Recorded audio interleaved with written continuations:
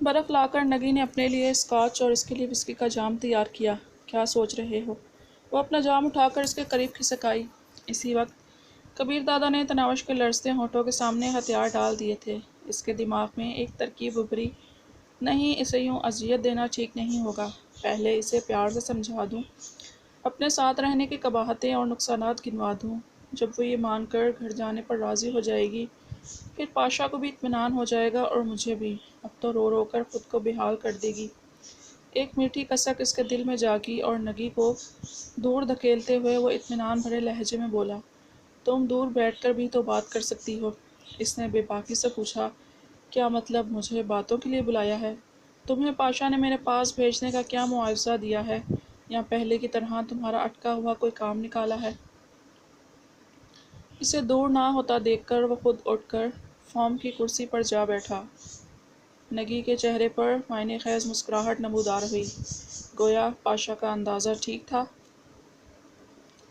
इस मसले में ना पड़ो तो बेहतर होगा। जो पूछा है इसका जवाब दो। इसने इत्मीनान बड़े लहजे में कहा। सेठ मस्कीन मेरे पैसे देने में अड़ी कर रहा था और फ़िरोज़ मलिक भी वादा खिलाफ़ी पर आमादा था। दोनों काम हो गए हैं। मुझसे कोई तवक्का? वो बेशर्मी से बोली। हाँ, मुझे ढेर सारा प्यार करो। वो बेजारी से बोला। इस मौजू को रहने दो, कुछ और मांगो। क्या दे सकते हो? वो घाट घाट का पानी पिए हुए थी। कबीर दादा का अंदाज़े से यह बावर कराने लिए काफ़ी था कि यहाँ इसकी दाल नहीं गलने वाली। और फिर तनावश की खूबसूरती और कम उम्री ने भी इस पर वाज़ह कर दिया था कि इसका जादू सर चढ़ कर बोल रहा है। फ़िरोज़ मलिक ने क्या वादा खिलाफ़ी की है? एक ड्रामा सीरियल में मरकज़ी किरदार देने का वादा किया था। 2 रातों का मुँह मांगा मुआवजा वसूल कर लिया और अब तड़खाने पर आमादा हो गया है। इसने कुछ भी छुपाने की कोशिश नहीं की थी।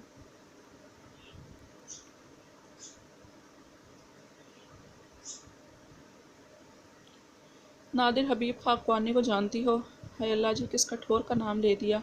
हम जैसों को तो घास ही नहीं डालता। मोबाइल फ़ोन इधर करो। कबीर दादा ने मेज़ पर रखा अपना सेल फ़ोन मांगा।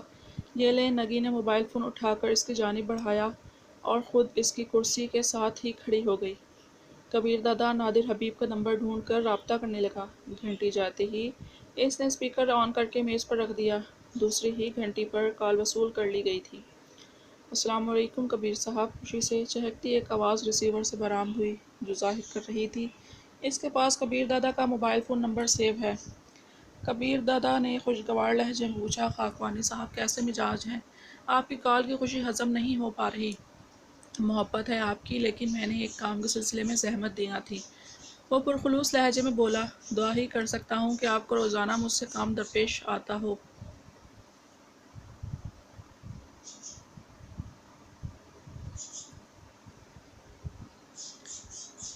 लेकिन मैंने तो सुना है कि आप किसी की सिफारिश वगैरह कबूल नहीं करते। आप शर्मिंदा कर रहे हैं। खाकवानी खफीफ होने लगा। आजकल किस ड्रामा सीरियल पर काम हो रहा है? ड्रामा सीरियल इकट्ठी चल रही हैं कबीर साहब। अपना तो कारोबार यही है, आहिस्ता तेज़ लगे रहते हैं। नगी को जानते हो? कबीर दादा मतलब की बात पर आ गया। नगी पुरसोच लहजे में बोला, शायद नगीना यास्मीन नाम है। कबीर दादा ने सवालिया नज़रें नगी की जानिब उठाईं। ऊपर नीचे सर हिलाकर इसने खाकवानी की तस्दीक करने में देर नहीं लगाई थी। हाँ वही। और पूछा, कैसी अदाकारा है? वो जल्दी से बोला, बहुत अच्छी, बेहतरीन अदाकारा है। कबीर दादा हंसा। इतनी तारीफ़ किस लिए? अगर इतनी अच्छी होती तो आप पहले किसी ड्रामे में कास्ट कर लेते।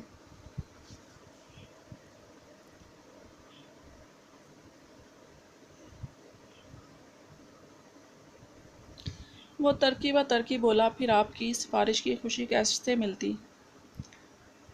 अच्छा, मजाक के अलावा मेरी सिफारिश पर इसे कितने ड्रामों में मरकज़ी किरदार मिल सकता है?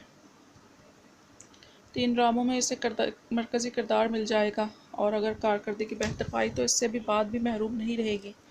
शुक्रिया खाकवानी साहब, वो कल आपके पास पहुंच जाएगी। ये शुक्रिया का थप्पड़ मारना ज़रूरी था। वो शिकवा गुनाह हुआ। आप इस बात पर माजरत करके आपको मज़ीद खफा नहीं कर सकता, इसलिए इजाज़त। खाकवानी ने हंसते हुए खुदा हाफिज़ कहा और कबीर दादा ने राब्ता मुनक़ता कर दिया। You are so sweet, I love you. नगी ने राब्ता मुनक़ता होते ही इससे लिपटने की कोशिश की। कबीर दादा ने इससे दूर हटाते हुए बोला, तुम चाहती हो कि मैं खाकवानी को मना कर दूं? सॉरी सॉरी, वो पीछे हटकर सोफे पर जा बैठी। अब तुम फूटने की करो। पाशा पूछता है तो बता देना सारी रात मेरे साथ ही थी।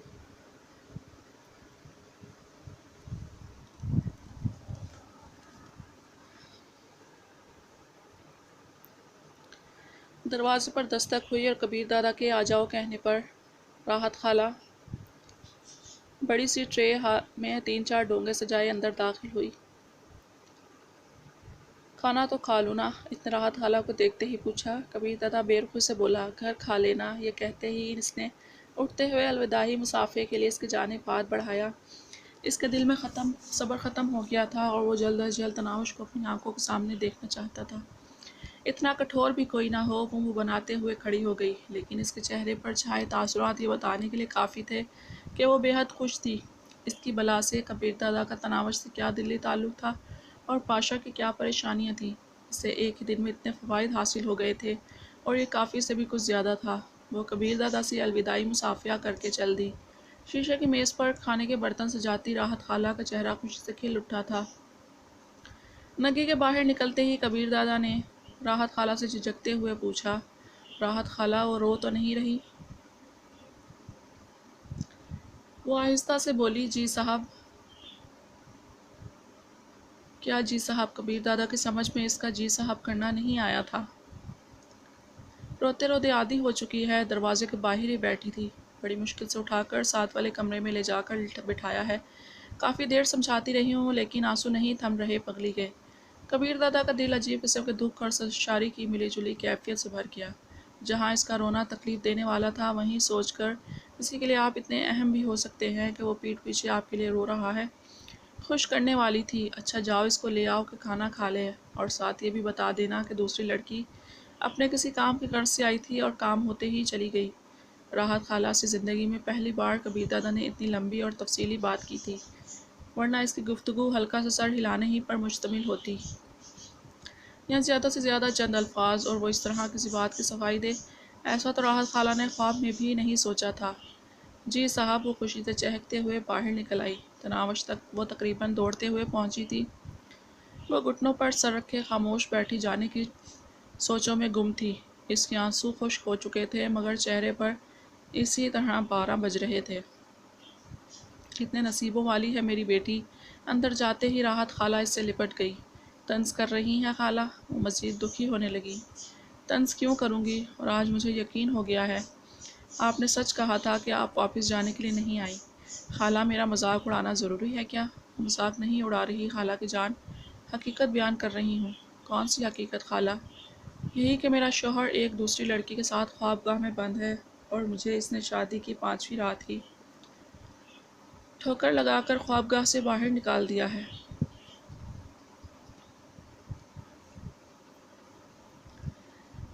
ना पगली? वो डाइन कब की जा चुकी है। इसे तो घास भी नहीं डाली साहब ने, और अपना कोई काम करवाने आई थी। काम करते ही साहब ने कहा वो जा सकती है। कह रही थी कि खाना खाकर चली जाऊंगी। साहब जी ने कहा फूटने वाली करो। ये खाना वो अपनी बीवी के साथ बैठकर खाएगा।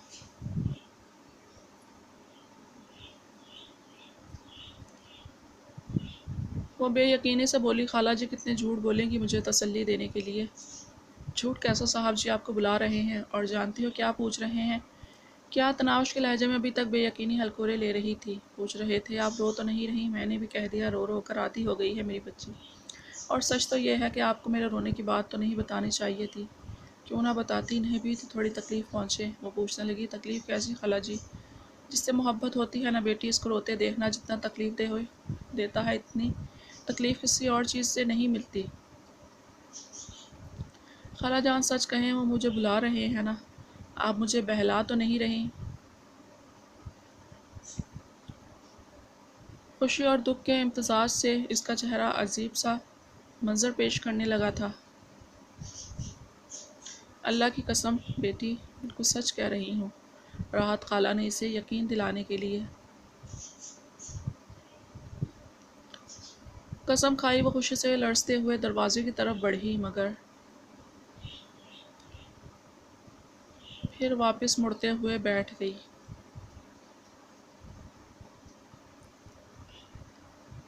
میں نہیں جاتی، کم از کم آج تو نہیں جاؤں گی ان کے پاس۔ پاگل تو نہیں ہوئی ہو؟ راحت خالہ نے دونوں ہاتھ میں اس کا چہرہ تھامتے ہوئے ماتھے پر بوسہ دیا۔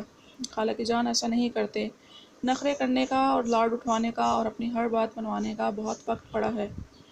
فی الحال صاحب جی پر اپنی گرفت مضبوط کرو اور دیکھنا ایک دن صاحب جی خواب میں لڑکی بلانا تو کجا کسی غیر لڑکی کو نگاہ بھر کر دیکھنے سے پہلے آپ کی غیر موجودگی کا یقین کرے گا۔ جاؤں؟ یہ پوچھتے ہوئے وہ کھل پڑی تھی۔ کبیر دادا کے متعلق اس کے اندازے غلط ثابت نہیں ہوئے تھے۔ جاؤ نہ پاگل، وہ بے چینی سے آپ کا منتظر ہے۔ راحت خالہ کی طرف شوق نظروں سے دیکھتے ہوئے وہ ایک دم اٹھ کر بھاگ پڑی۔ خوابگاہ کے دروازے پر لمحہ بھر اس نے رک کر گہرا سانس لیا اور دروازے کو دھکیلتی ہوئی اندر داخل ہو گئی۔ وہ تکیے کو گود میں لیے بیٹھا بیڈ پر دروازے کی طرف ہی متوجہ تھا۔ ایک دم اس کی جانب پیٹھ کرتے ہوئے وہ دروازے کی طرف متوجہ ہوئی۔ دروازہ بند کر کے بھی 2-3 لمحے اسی طرح کھڑی رہی۔ پھر اسے زور کا رونا آیا اور وہ اسی طرح کبیر دادا سے رخ پھیرے نیچے بیٹھ کر رونے لگی۔ اسے روتے دیکھ کر وہ بے اختیار تکیے کو اپنی جانب پھینکتا ہوا اس کی طرف بڑھا۔ رو کیوں رہی ہو؟ کبیر قریب آتے ہی اس نے بے تابی سے پوچھا تھا۔ ایک دم اس سے لپٹتے ہوئے وہ چیخ پڑی، آپ آئندہ ایسا نہیں کریں گے، آپ کسی لڑکی سے بات نہیں کریں گے۔ آپ بے شک مجھے دھتکارتے رہنا، میری کوئی بات نہ ماننا، ہر بات پر میری بے عزتی کرنا، مگر کسی لڑکی کی طرف متوجہ نہ ہونا، ورنہ مجھے کچھ ہو جائے گا، میں مر جاؤں گی، میں بچ نہیں سکوں گی۔ ہاں میں کہہ دیتی ہوں، میں زہر کھا لوں گی۔ سن رہے ہیں نا آپ کو سمجھ آ رہی ہیں میری باتیں؟ اس کے منہ سے بے ربط سی باتیں نکل رہی تھیں۔